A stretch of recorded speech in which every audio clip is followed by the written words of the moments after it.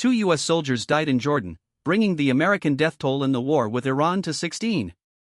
The fatalities were the result of an Iranian strike on Friday that struck a joint U.S. and Jordanian military installation. According to a Pentagon source, the soldiers, both active-duty army personnel, were hit by Iranian ballistic Iqembu missiles. While several missiles were intercepted, at least one penetrated U.S. and Jordanian air defenses. The attack follows a series of coordinated assaults by Iran that have intensified since the U.S. and Israel launched offensive operations against Iran on February 28. This latest loss marks the most recent of an installation of casualties the United States has suffered in the region. Earlier in March, a coalition of Iranian missiles killed 6 army soldiers during an assault on the port of Shuaibah in Kuwait on March 1. A few hours later, a separate attack on Prince Sultan Air Base in Saudi Arabia left 1 service member dead from injuries sustained. On March 12, 6 Air Force personnel died when a KC-135 aerial refueling jet crashed in western Iraq shortly after ejection from the aircraft.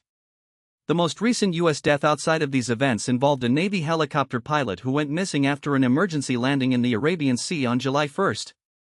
The Navy's Fifth Fleet indicated the incident was not believed to be caused by enemy action, and later the Naval Command ended the search.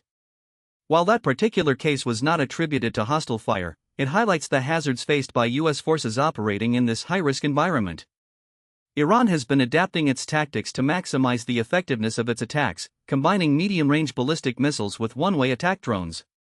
The goal, according to the Pentagon source, is to overwhelm U.S. and allied air defense systems with the sheer volume and speed of incoming threats. This approach has proven capable of inflicting casualties even when a portion of the missile barrage is intercepted. President Trump has repeatedly made public vows that he would avenge the death of any U.S. soldier. In line with these statements, U.S. forces launched a new wave of airstrikes over the weekend, targeting Iranian sites. The Central Command confirmed the initiation of these retaliatory attacks and emphasized the U.S. commitment to safeguarding its personnel on foreign soil. In total, more than 400 U.S. service members have been wounded in the ongoing conflict with Iran. The Joint Chiefs of Staff reported that 4 wounded soldiers from Friday's attack were transported to Jordanian hospitals and have been discharged.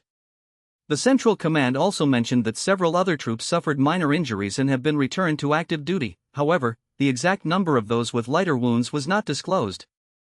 That concludes our brief update on the growing toll of U.S. forces in the Middle East. Thank you for listening, and stay tuned for more coverage as the situation develops.